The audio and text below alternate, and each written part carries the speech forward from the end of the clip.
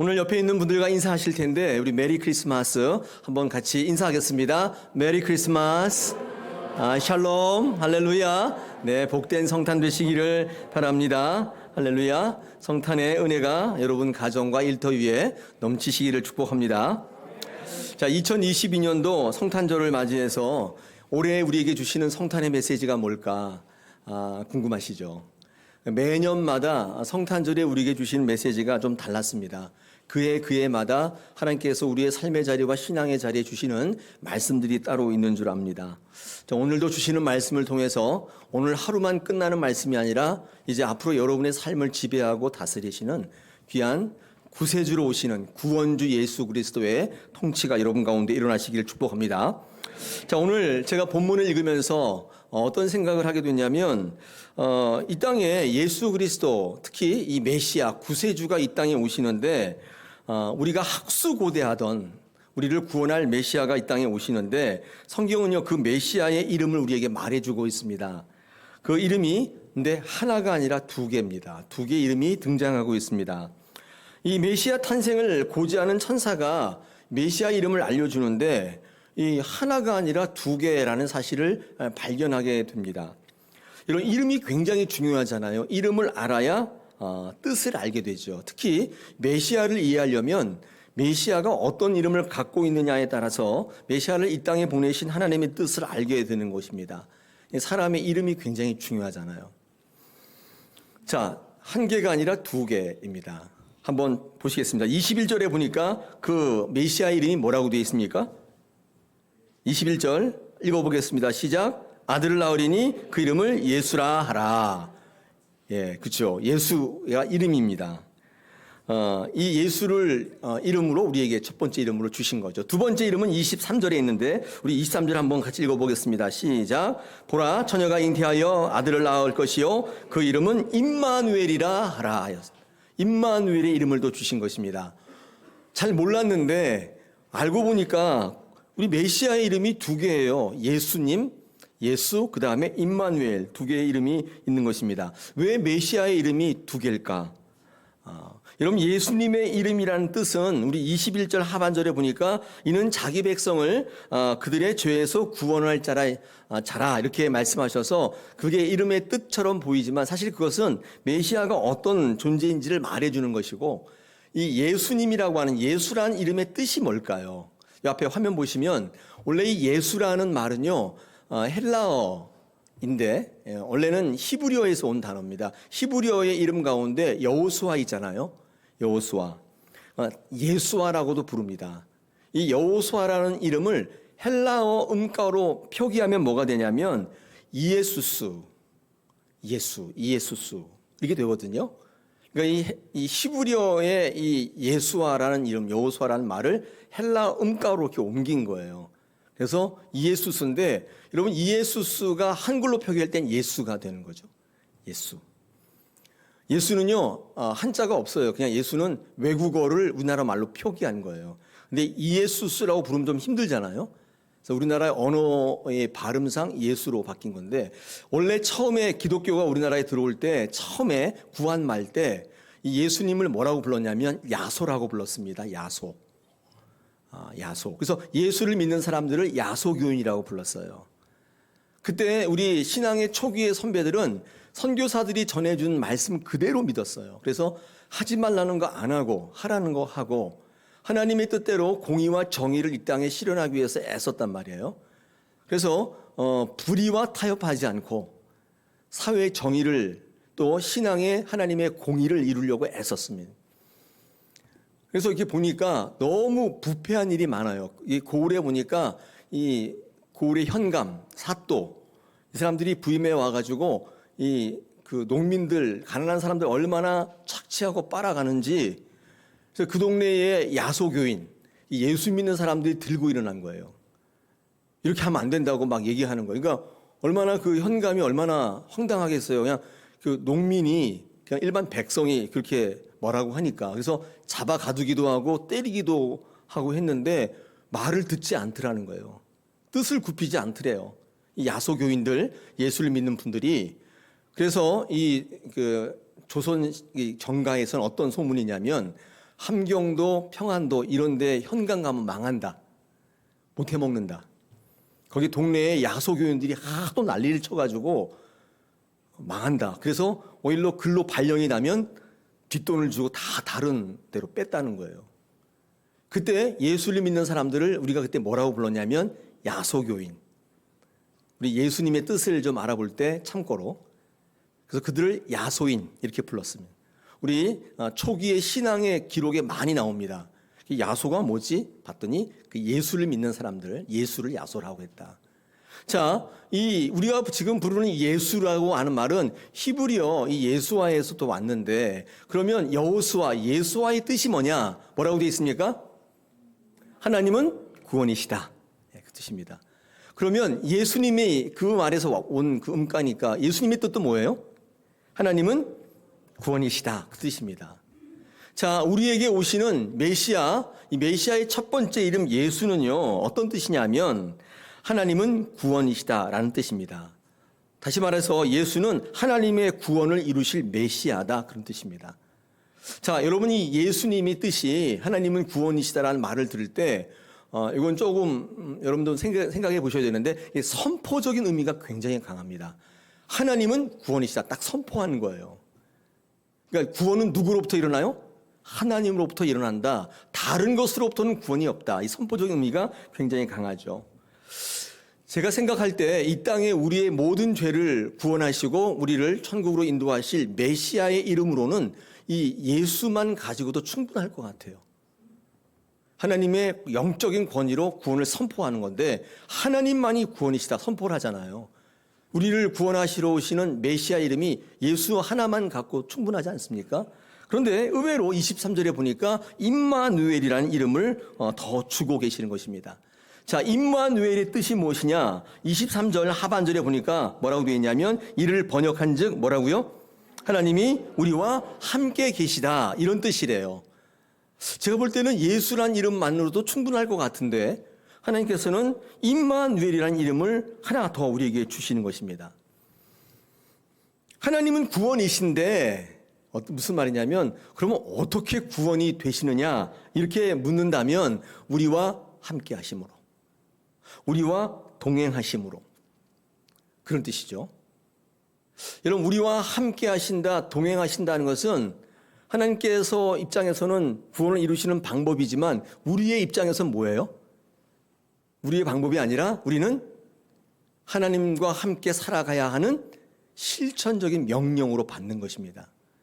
그러니까 예수님이란 뜻은 하나님이 구원이시라는 선포가 있고 그 다음에 우리에게는 어떤 의미냐면 늘 하나님과 동행하며 살아가야 되는 과제를 주시는 거예요. 여러분, 메시아는 어떨 때 메시아냐? 우리가 하나님과 함께 있을 때 이야기입니다. 자, 임마누엘이라고 하는 말은 지금 들으셨듯이 하나님이 우리와 함께 하신다는 말씀인데 이게 약속입니다. 약속이라고 하는 것은 일방적인 게 아니라 상호적이잖아요. 상호적이에요. 누군가 약속할 때 혼자 약속 못 하잖아요. 서로 약속하는 거죠. 여러분, 그 약속이 서려면 쌍방 간에 합의가 있어야 되고 지키는 희생과 결단이 있어야 약속이 성립되는 거 아닙니까? 그러니까 하나님이 우리와 함께 하신다는 임마누엘의 약속은 하나님께서 우리에게 일방적으로 선포하는 그런 약속이 아니라 우리에게 상호적인 실천의 명령을 요구하시는 거예요. 그래야 약속이 되니까. 그러므로 하나님이 우리와 함께 하신다는 약속은 우리가 하나님과 함께 있어야 한다고 하는 우리의 삶의 결단을 요구하는 명령과도 같은 거예요. 예수의 이름만으로도 충분한데 왜 임마누엘을 줬을까? 우리를 구원하시러 오시는 이 메시아가 이 예수, 하나님은 구원이시다, 이 선포만으로도 충분할 것 같은데 하나님 능력이. 근데 왜 임마누엘이 있어요? 하나님께서 진정으로 원하시는 구원이라는 건 뭐예요? 하나님의 능력으로 선포하는 것뿐만 아니라 뭘 요구하신다는 거예요? 우리들의 삶의 결단을 요구하신다. 어떤 결단이죠? 약속이니까. 하나님이 나와 함께 하시겠다는 약속을 주셨는데 그게 정말 약속이라면 여러분 어떻게 화답하셔야 돼요? 주님, 저도 하나님과 함께 하겠습니다.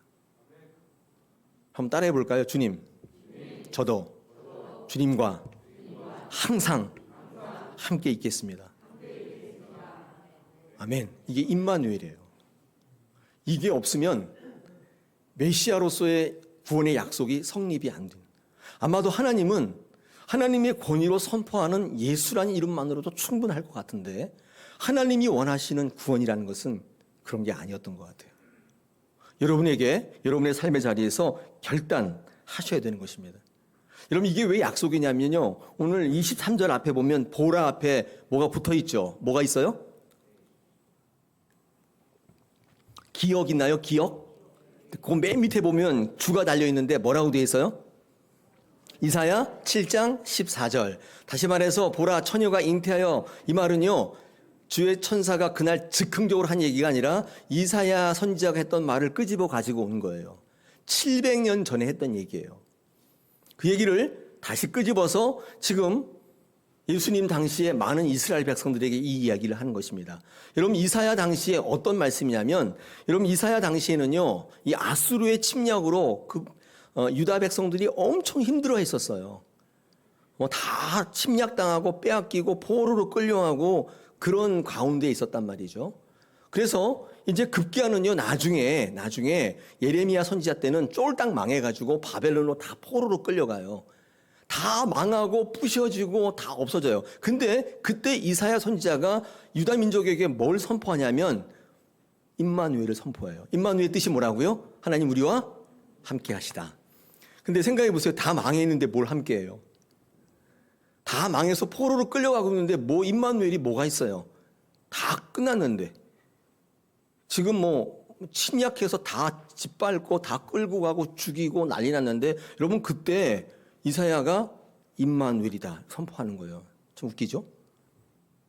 여러분 예레미야 선지자 같은 경우는 뭐라고 선포하고 다녔냐면 항복하라고, 빨리 포로로 돼서 끌려가라고, 그게 사는 길이라고 이렇게 선포했습니다.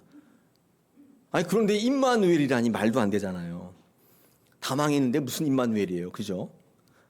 여러분 그때 하나님께서 그런 상황과 처지 가운데 있는 이스라엘 백성들에게 주신 약속이 임마누엘입니다. 하나님이 너희와 함께 하신다. 왜 그랬을까요? 여러분 임마누엘은 어떤 뜻이냐면 망한 것도 하나님의 인도하심입니다. 더 나아가서 하나님께서 완전히 회복시키겠다는 하나님의 이 의지와 결단이 있는 말씀이에요. 다 망했는데 임마누엘이 선포되니까 무슨 얘기냐? 망한 것도 내가 한 거다. 그리고 너희를 다시 일으켜서 회복시키시겠다. 이것도 하나님의 임마누엘이에요. 그러므로 망할 때 기뻐하고 망한 이후에 회복을 꿈꾸는 자의 신앙이 바로 임마누엘인 것입니다. 하나님과 함께 있는 신앙이에요. 여러분 그게 진짜 구원 아니에요? 그래요 안 그래요? 그렇잖아요. 예수님 하나님이 구원이시다. 이것만으로도 충분한데 진짜 우리의 삶의 구원이 체험되려면 우리의 신앙 가운데 임마누엘이 있어야 돼요. 이때 임마누엘은 일방적으로 하나님이 너희와 함께 계신다는 선포의 의미만이 아니라 상황과 환경과 조건 보지 말고 어떤 때라도 하나님이 너희와 함께 계심을 믿고 결단해야 한다는 당시 이스라엘 백성들에게 주는 실천적 명령이 섞여 있는 거예요. 여러분 오늘 2022년 성탄절 아침에 여러분이 구원의 메시지를 전하는데 예수의 이름만으로도 충분해요. 귀한 이름이죠. 근데 하나님은 오늘 다르게 선포하고 계시는 거예요. 그것만 가지고는 안 된다는 거예요. 뭐가 있어야 돼요? 임마누엘. 그 당시 많은 사람들은요, 이 예레미야, 이사야의 이 임마누엘 신앙을 듣지 않고 당시의 상황들을 보면서 다 망했는데 무슨 임마누엘이야? 그러면서 하나님께서 우리와 함께 하신다는 사실을 믿지 않았습니다. 하나님이 우리를 버렸다고 생각했습니다. 그래서 그들의 구원이 유예됐어요. 포로로 끌려가서 엄청나게 고생했어요. 여러분 그들의 구원이 유예된 것은 왜 그러냐면 그 임마누엘 신앙을 받아들이지 않았기 때문이에요. 상황을 봤어요. 매일 돌아가는 정세를 본 거예요. 매일 신문 보고 뭐 따지고 앉아가지고 그것만 보고 있는 거예요. 하나님이 너와 함께 했던 그 신앙을 믿지를 않았어요. 그 말씀이 지금 예수님이 태어나기 전에 이 로마의 식민지 가운데 있는 이스라엘 백성에게 똑같이 선포되는 거예요. 임마누엘이다. 왜냐하면 그 당시 많은 사람들은 로마의 압제 속에 희음하고 있었거든요. 너무 힘들었거든요. 그래서 메시아가 오기를 갈망하고 있었는데 그때 천사가 메시아가 올 것이다. 그 이름이 예수다. 너무 좋잖아요. 하나님이 구원하신다. 근데 뿐만 아니라 임마누엘이어야 한다. 우리에게 말씀하고 있는 것입니다. 뿐만 아니라 오늘 저와 여러분의 삶 속에 절망 가운데 소망 없이 내년에 예고를 보니까 굉장히 무섭더라고요. 지금은 시작에 불과하대요. 뭐가 되고 뭐 망하고 뭐 구조조정이 되고 일자리를 다 잃게 되고 뭐 속출하게 되고 뭐 그런 얘기들을 신문 보니까 뭐 연일 쏟아놓고 있더라고요. 그 많은 분들이 절망 가운데에서 이거 어떡하냐? 우리 이러다 죽는 거 아니냐? 이러다 진짜 길바닥에 대하는 거 아니냐 이거? 그런 걱정과 이 실망, 절망 가운데 있단 말이에요. 여러분 그런 저와 여러분에게 되는 대로 닥치는 대로 살아가자는 많은 성도들에게 오늘 성탄에 예수님의 이름, 메시아의 이름, 또 다른 이름이죠. 임마누엘이 선포되고 있는 것입니다. 사랑하는 여러분, 하나님이 여러분과 함께 하신다는 거예요. 걱정하지 말라는 거예요.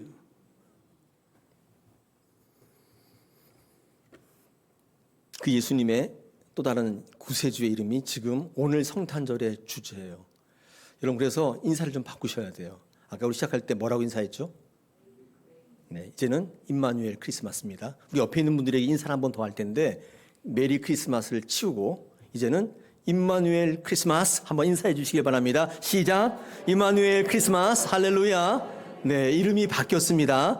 오늘 설교의 제목이기도 하지만은 이제 앞으로 여러분의 성탄의 인사는 메리 크리스마스가 아니에요. 그건 세상 사람들이 하는 거예요. 우리는 임마누엘 크리스마스로 바꾸시길 축복합니다. 어떤 때라도 주님이 우리와 함께 하신다는 사실을 기억하시고 그 임마누엘 신앙을 갖고 있으면 여러분 앞으로도 우리를 구원하러 오시는 예수 그리스도를 기대하게 되고 오늘도 미래에도 어김없이 우리와 함께 하시는 그 예수님을 만나게 되는 것입니다. 이 임마누엘 신앙은 그래서 성경의 가장 중요한 주제이고 죄악 가운데 살아가는 모든 사람들이 소망을 잃지 않게 하는 동력이에요. 임마누엘, 매우 중요한 거죠. 여러분 예수님의 이름이 하나님이 구원이시라는 선포적 의미라면 임마누엘 이름은 하나님과 늘 동행하는 삶을 살라는 실천의 명령이 매우 강한 명령, 이름인 것이죠. 오늘 이 두 가지 이름 가운데 우리 스스로가 하나님 앞에 나가기를 원합니다. 선포적 의미만 붙잡지 마시고 내가 반드시 해야 할 게 있죠. 우리 스스로가 허락하신 삶과 신앙의 자리에서 어떻게 하든지 간에 이 하나님과 분리를 시키려고 하는 사단의 모든 유혹과 도전을 반드시 이기고 임마누엘 삶을 살아가심으로 하나님의 구원을 이루시는 것입니다. 우리의 과제가 오늘 주어지는 것입니다. 그래서 이제 예수란 이름과 임마누엘을 이렇게 합해서 말을 만들어 보면 이렇습니다. 메시아는 우리가 하나님과 함께 하실 때 구원을 이루시는 분이다. 할렐루야. 네. 오늘 이 선포의 이름이 저와 여러분의 귀한 이름 되시기를 축복합니다. 임마누엘, 하나님이 우리와 함께 하신다는 약속이죠. 제가 이 신앙을 붙잡을 때 얼마나 강력한지를 체험하고 있습니다. 제가 목사잖아요. 이 목사가 가장 큰 부담이며 바람이 있는데 그게 뭔지 아세요?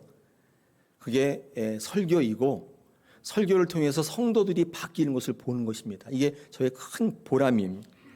그래서 늘 설교할 때 성도들이 바뀌었으면 좋겠다. 그러고 성도들을 살펴요. 근데 안 바뀌어요. 쳐다보면 그대로예요. 아니 더 안 좋아지는 경우도 너무 많아요. 얼마나 힘들까요? 매우 힘들죠. 내가 더 능력의 종이 되어야 되나? 40일 금식을 한 2번 해야 되나? 그런 굉장히 불안하고 압박이 넘칩니다. 그래서 매 주일마다 굉장히 힘들었어요. 오늘도 아무런 사람도 아멘 한마디도 안 하면 어떡하지? 두고 다 주무시면 어떡하지? 나갈 때 무슨 설교를 그런 식으로 하냐고 그렇게 얘기하면 어떡하지? 그 압박에 계속 시달려요. 근데 어느 순간에부터 제 능력으로 하려고 제 능력이 없는 모습을 보면서 확신이 안 드니까 늘 불안해했는데 부족하고 연약하지만 강단에 설 때 임마누엘 신앙 있잖아요. 이거를 붙잡기 시작하면서 설교로부터 자유하기 시작했어요. 매주마다 설교를 살피고 설교에 집중했는데 그게 내가 할 수 있는 유일한 일이라고 생각했기 때문에. 근데 그 이후부터 임마누엘 신앙을 붙잡은 다음부터는 이제부터는 내가 하나님 안에 있는가를 살피기 시작했어요. 뭐 했다고요? 내가 하나님 안에 있는가. 나의 삶이, 나의 신앙이 하나님 안에 온전히 붙잡히고 있는가를 보게 되는 거예요. 그때 설교로부터 해방이 되고 하나님께서 여러분을 변화시키기 시작하는 거예요. 내가 한다고 생각했던 거예요. 여러분, 우리가 살아가면서 늘 두렵지 않습니까? 왜 두려운 줄 아세요? 제가 볼 때 여러분 잘하고 계세요. 근데 두려워하시는 분이 굉장히 많아요. 그 이유가 뭐냐면 이제까지 어떻게 이겼는지를 까먹었기 때문에 그래요. 많은 분들이 자기가 잘해서 이긴 줄 알아요. 그러면 지난번엔 잘해서 이겼는데 이번에는 이길 수 있을까? 불안한 거예요. 이번에도 이길 수 있을까? 지난번에 어찌어찌 잘했는데 이번에도 이길 수 있을까? 근데 뭐 읽어보니까 2023년도에는 급이 다르다고. 2023년도에는 우리가 이제까지 생각지도 못했던 그런 초유의 사태가 있을 거라고. 그러니까 불안한 거예요. 지난번엔 잘했는데 지금도 잘할까? 잘할 수 있을까? 불안해요. 제가 볼 때 여러분 잘하고 계세요. 근데 왜 불안하느냐? 이제까지 승리해왔던 방법을 잊어버린 거예요. 여러분, 성도는요 원래 약합니다. 성도는 강하지 않아요. 성도는 어떤 입장에도 있을 수 있고 어떤 형편에도 있을 수 있어요. 성도는 약합니다.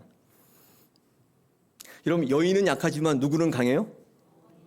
엄마는 강하죠. 아가씨는요 엄청나게 허약해요. 근데 결혼해서 애를 낳잖아요. 엄청나게 강해져요. 둘 달고 업고 뛰어다녀요. 둘을 데리고 다닐 때 막 땡깡 부리는 애 제압하고 한쪽으로는 젖먹이고, 그리고 이 버스 탈 때 보면 달고 메고 뛰어서 버스를 타더라고요. 상상할 수 없는 파워가 엄마한테 나와요. 여자는 약한데 엄마가 왜 강한 줄 아세요? 거기에 여자라는 속성에 모성애가 첨가되어 있기 때문이에요. 여러분, 성도는 약한데 성도가 강인해지는 때가 언제냐면 거기에 임마누엘이 첨가되면 돼요. 그러면 무지하게 강하게 돼요. 여러분, 교회 다니는 성도는 늘 부족하고 연약합니다. 근데 하나님과 함께하면 임마누엘 신앙이 추가되면 이유 말할 수 없이 강해져요. 여러분, 교회 다니는 성도로 살지 마시고 임마누엘 성도로 사셔야 돼요. 그게 무지하게 강해지는 것입니다. 여러분이 싸우는 게 아니라 하나님이 하시는 거예요. 내가 강한 게 아니라 하나님이 강하신 거예요. 하나님이 함께하는 내가 강한 나예요. 하나님이 빠졌는데 강한 내가 아니에요. 지금의 내가 과연 강한지 능력 있는 자인지 이게 헷갈리기 때문에 매일 두려운 거예요. 지금은 안 될 것 같아요. 예전에는 됐는데. 왜 그래요? 자기가 주제이기 때문에 그래요. 근데 그건 사실입니다. 어제 잘했던 여러분 오늘 못하실 수 있어요. 어제보다 못할 수가 있어요. 그건 망하는 거잖아요. 근데 임마누엘 하나님께서 주인 되시면 내 힘으로 하는 게 아니라 하나님의 힘으로 하기 때문에 여러분 승리하는 것입니다. 주님과 동행하기만 하면, 임마누엘 신앙이 여러분을 장악하기 시작하기만 하면 승리는 따놓은 당상이에요. 뭐 2023년도에 뭐 어쩌고 저쩌고 그거 소용이 없어요. 저는 그 신앙을 갖고 있습니다. 임마누엘 신앙. 여러분 두려우세요? 우리 재정위원장 장로님께서 이제 한번 내보니까 정신이 확 들더래요. 제가 보니까 정신이 확 들더라고요. 이자가 2배가 딱 뛰니까 정신이 확 들었다. 그럼 걱정하지 마세요. 오늘 이 성탄절에 구원의 메시지가 선포되고 있는데 예수란 이름 외에도 임마누엘이 추가되고 있습니다. 성도들이 와서 기도해달라고 그러면 엄청 부담돼요. 환우들이. 그냥 기도했는데 안 나면 어떡해요? 아니, 안 나는 건 괜찮은데 더 악화되면 어떡해요? 그게 엄청 부담이에요. 차도가 없으면 저 목사 능력 없다고 그럴 거 아니에요. 영빨이 없어. 그리고 다시는 기도 부탁하지 않을 거 아니에요. 그래서 기도를 부탁할 때마다 엄청 부담이 있어요. 그래서 처음에는요, 그 문제를 열심으로 해결하려고 했어요. 밤낮으로 기도했어요. 새벽에 기도하고, 틈틈이 날 때마다 기도하고, 심지어는 제 목회 노트에 기도 몇 번 했는지까지 적었어요. 아, 이번에 그분 기도를 뺐네? 다시 해야겠구나. 제 열심으로 하려고 했어요. 근데 나중에 알게 됐습니다. 여러분, 그 문제는 나의 힘으로, 나의 능력으로 안 돼요. 오직 예수의 영으로 된다. 여기 앞에 보세요. 스가랴 4장 6절에 다음에 2023년 우리의 표어인데, 나의 힘으로도 능으로도 안 되고 오직 나의 영으로 된다. 그 사실을 알게 된 다음부터 기도함에 있어서 자유롭게 됐어요. 얼마나 편하고 얼마나 신뢰가 가고 얼마나 편한지. 내 능력으로 하는 게 아니라는 사실을 깨달으면서 임마누엘이라는 것을 섞으니까 목사가 굉장히 목회가 편해지더라고요. 사랑하는 여러분, 신앙생활 하실 만하세요? 왜 힘드신 줄 아세요? 여러분이 하려고 했기 때문이에요. 기도 열심히 해가지고 내가 이루어야지. 열심히 예배해서 뭔가를 얻어야지. 여러분이 하려고 했기 때문이에요. 오늘 2020년도 마지막 주일인데 공교롭게 성탄주일 아니에요? 좋아요, 안 좋아요? 네. 앞으로 그냥 주일 예배 할 때 성탄 예배 같이 할까요? 네, 성탄 예배 따로 안 하고. 이상한 게 부활절이나 뭐 이런 데는 추수감사 이런 거는 따로 같이 하는데 왜 성탄절은 따로 하죠? 이유가 뭐예요? 네? 공휴일이니까? 이번에 이게 한 주일하고 성탄절이 같이 묶여 있는 게 이게 확률적으로 굉장히 적은데 올해 딱 걸렸어요. 딱 걸렸는데 해보니까 좋아요. 좋긴 좋아요. 여러분, 그러나 이 성탄 예배는요, 우리에게 주시는 여러분 살아가는 일에 굉장히 중요한, 한 해를 마감하고 한 해를 시작하는데 매우 중요한 구원의 메시지가 선포됩니다. 오늘 2023년도 어떻게 살아가라고 명령하시냐면 임마누엘입니다. 다른 거 없다는 거예요. 임마누엘. 여러분, 마태복음이 이 주제가 임마누엘인데요. 앞에 화면 보시면 마태복음의 시작이 1장 23절에 보라, 처녀가 잉태하여 아들을 낳을 것이요 그 이름은 임마누엘이라 하리라 하셨으니, 번역한 즉 뭐라고요? 하나님이 우리와 함께 계시다. 시작을 이렇게 시작했어요. 마지막 보세요. 마지막. 마태복음 28장 20절. 그렇죠? 내가 너에게 분부한 모든 것을 가르쳐 지키게 하라. 볼지어다 내가 세상 끝날까지 항상 너희와 항상 함께 있을 것이다. 마태복음의 시작도 임마누엘, 끝도 임마누엘이에요. 그럼 그 안에 있는 건 다 뭐예요? 어떤 내용이에요? 다른 거 없다는 거예요. 하나님 안에 있으라는 거예요. 여러분, 이제부터 여러분을 살피지 마시고 내가 하나님 안에 있는지를 살피시는 귀한 2023년도 되시길 축복합니다. 반드시 승리할 줄 믿습니다. 오늘 이 말씀으로 저와 여러분 삶 속에 역사하시는 하나님, 구원의 메시지를 만나는 귀한 성탄주일 되시기를 축복합니다.